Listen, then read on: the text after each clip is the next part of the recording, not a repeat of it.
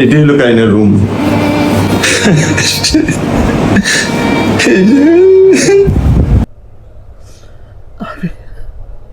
আমি আমার মেয়ের কফিনটা ধরি। আমি আমার মেয়েকে নিজ হাতে কবরে, আমার নিজের মেয়ে আমি নিজ হাতে কবরে শোয়াইছি। বাবার কাঁধে সন্তানের লাশ খুবই মারাত্মক, খুবই কষ্টের, খুবই কষ্টের। এটা যার যায় সে বুঝে। আমার কাছে আমি ভুক্তভোগী, আমি বুঝি যে কত যে কষ্টের। প্রিয় দর্শক, আসসালামু আলাইকুম। আবেগ নিয়ে একটা ভিডিও করতেছি। ভিডিওটা করব এই জন্য আমিও সেই ভুক্তভোগী। আপনারা দেখছেন যে কারিনা কাসার নামে একটা মেয়ে, এই যে মেয়েটা সুন্দর ফুটফুটে একটা মেয়ে কারিনা কাসার, সে লিভার ড্যামেজ হয়ে সে মারা গেছে। দেখেন, সবচেয়ে বেশি পৃথিবীতে বেঁচে থাকা অবস্থায় কষ্টের জিনিস কোনটা? সেটা হলো বাবা মা। বাবা মা বেঁচে থাকতে তার সন্তানের মৃত্যু, হোক সে ছেলে হোক সে মেয়ে, খুবই কষ্টের। এটা যার যায় সে বুঝে। আমার কাছে আমি ভুক্তভোগী, আমি বুঝি যে কত যে কষ্টের। এখন কারিনা কাসারের বাবা হলো কায়সার হামিদ, বিশিষ্ট ফুটবলার, আপনারা জানেন। লোহার মতন একজন মানুষ, আয়রন ম্যান। সেই মানুষটা সন্তানের জন্য, দেখেন এই যে মেয়ের কফিনটা আসছে, মেয়ের কফিনটা আসছে, এটা বিমান থেকে তুললে শহীদ মিনারে নেওয়া যাবে, এটা একটা গাড়িতে তুলবে। বাবা কায়সার হামিদ সবাইকে যেন বলতেছে যে বাবারা তোমরা একটু সরো, আমি আমার মেয়ের কফিনটা ধরি, বলতেছি। সেই বেদনায় আমার খুব খারাপ লাগছে জিনিসটা দেখা। সবচেয়ে কষ্টের জিনিস বাবার কাঁধে সন্তানের লাশ। আমি আমার মেয়েকে নিজ হাতে আমি কবরে শোয়াইছি। আমিও সেম করছি যে আপনারা কেউ আমার কাছে দেন, আপনারা হয়তো কবরে জোরে নামাবেন, আমি আস্তে করে নামাইছি। যে কায়সার হামিদ এত একজন শক্তপুক্ত মানুষ, সে বলতেছে তার মৃত্যু মেয়েটা বাবা তোমরা একটু সরো, সে নিজের হাতে, দেখেন আমি দেখাই। কায়সার হামিদ নিজে কিন্তু সেই কফনটি বহন করার চেষ্টা করছেন এবং অ্যাম্বুলেন্সে তোলার চেষ্টা করছেন। সেই বিষয়টি কিন্তু আমরা লক্ষ্য করছি এই মুহূর্তে। এই মরদেহটি কিন্তু এই মুহূর্তে নিয়ে যাওয়া হবে বনানীতে এবং সেখানে মাগরিবের পর নামাজে জানাজা অনুষ্ঠিত হবে এবং 2 দফায় নামাজের জানাজা শেষের পর কিন্তু রাত 10টা নাগাদ কিন্তু আমিও সেম করছি যে আপনারা কেউ আমার কাছে দেন, আপনারা হয়তো কবরে জোরে নামাবেন, আমি আস্তে করে নামাইছি। আমার সন্তান, আমার মেয়ে, তোমরা জোরে রাখবা, আমার মেয়ে ব্যথা পাবে। সে যতটুকু পারছে কফিনটা ধরছে, ধরে গাড়িতে উঠেছে। এত বড় একটা মানুষ এখানে যাচ্ছে না গাড়িটাতে, তারপরও সে গাড়িটাতে তুলছে। আমার সন্তান তুইলা সেভ করে রাখছে রাইখা। আহা, সবচেয়ে কষ্টের জিনিস বাবার কাঁধে সন্তানের লাশ। আবার দেখেন এই যে কায়সার হামিদ তার সন্তানের জানাজায় দাঁড়াইছে, জানাজায় দাঁড়াইয়া এত টলম্যান স্টিলের মতন একজন মানুষ, সবাই জানাজায় দাঁড়াইছে, জানাজা করতেছে, কিন্তু কায়সার হামিদ এই যে দেখেন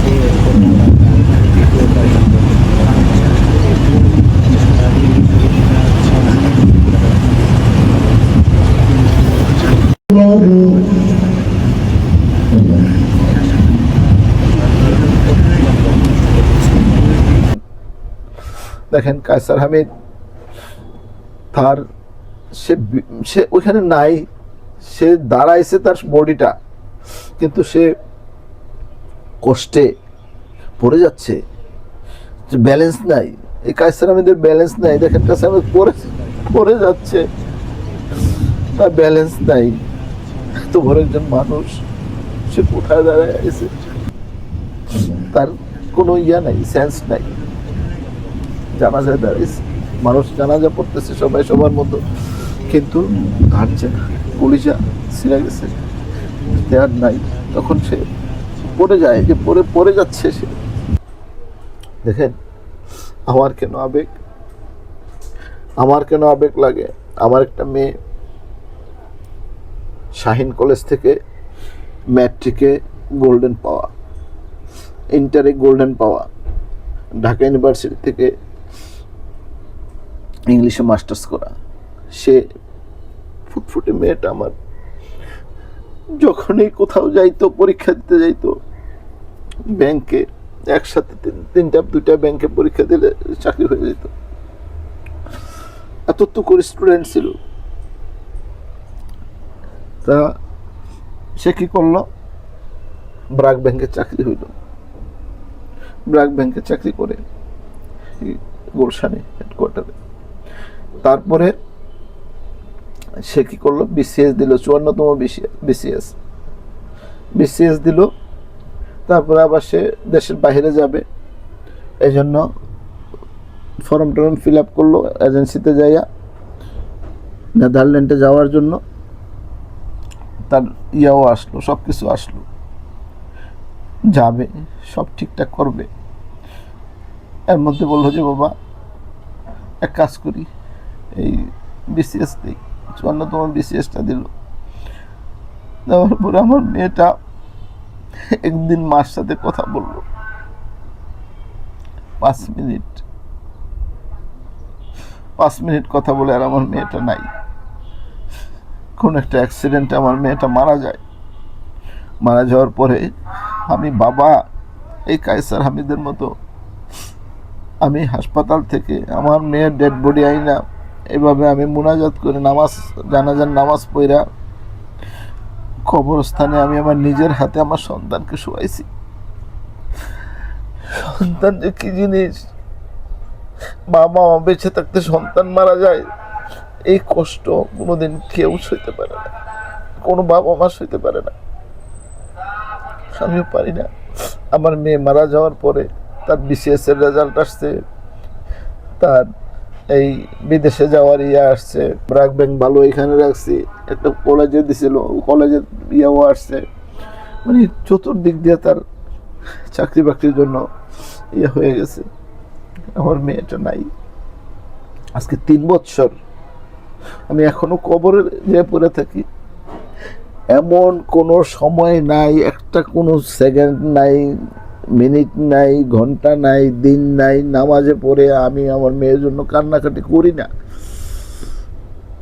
এখন যখন দেখলাম এই কায়সার হামিদের মেয়ে, সে এই বাবাটা তার মেয়েটাকে রিসিভ করলো এবং জানাজা দিয়ে সে পড়ে যাচ্ছে, সে তার মেয়ে কষ্ট পাবে, কেবিনটা তুলে দিচ্ছে। এই যে দেখেন সাংবাদিক গেছে, ওনার মেয়ের রুম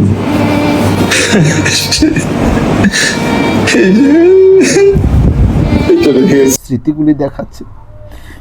এইখানে আমার মেয়ে ছিল, এইখানে আমার মেয়ের ছবি ছিল, এখানে আমার মেয়ে ঘুমাইতো, এখানে আমার মেয়ে বসতো, এটা আমার মেয়ের ল্যাপটপ। মানুষ বুঝবে না, তার মন বুঝে, তার দিল বুঝে কি চাচ্ছে তার কোনোদিন বলতে পারবে না।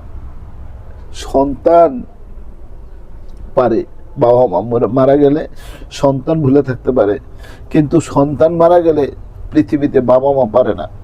দেখে আল্লাহ পাক পবিত্র কোরআনের আয়াতে বলছে, সন্তানেরা তোমরা এমন কোনো ব্যবহার, পিতা মাতা, তুমি তোমার মা বেঁচে থাকুক বা তোমার বাবা বেঁচে থাকুক অথবা দুইজনেই বেঁচে থাকুক, এমন কোনো ব্যবহার তাদের সাথে করো না যেন তাদের মুখ দিয়ে ও শব্দটুকু বেরোয়।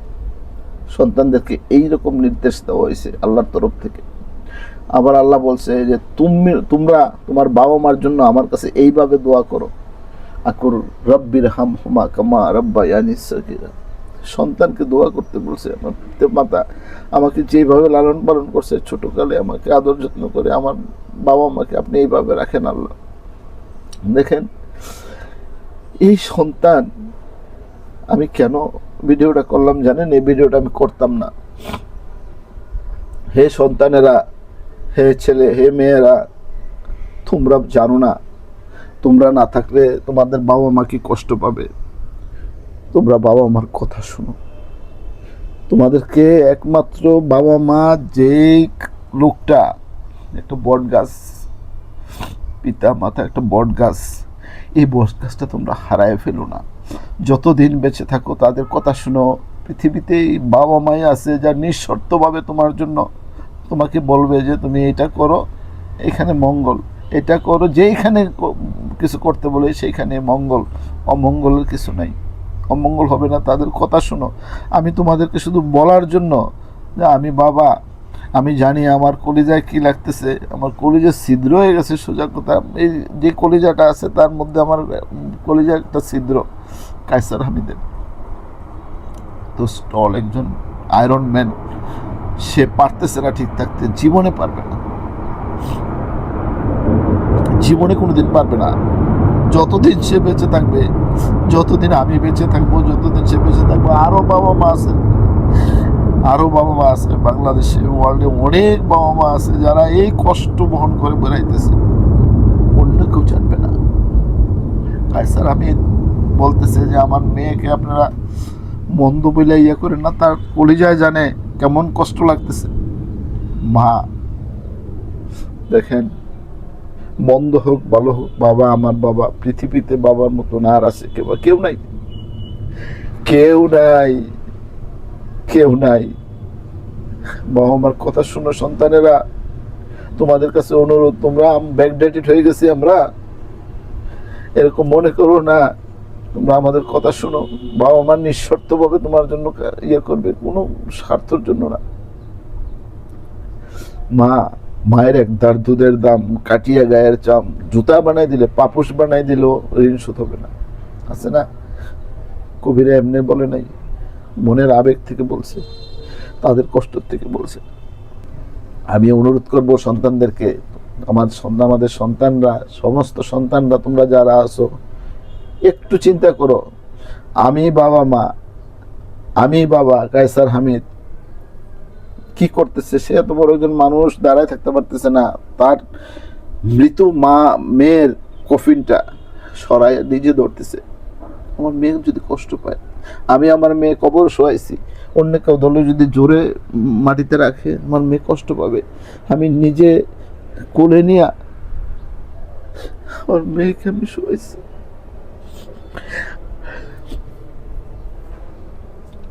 আমি আর পারতেছি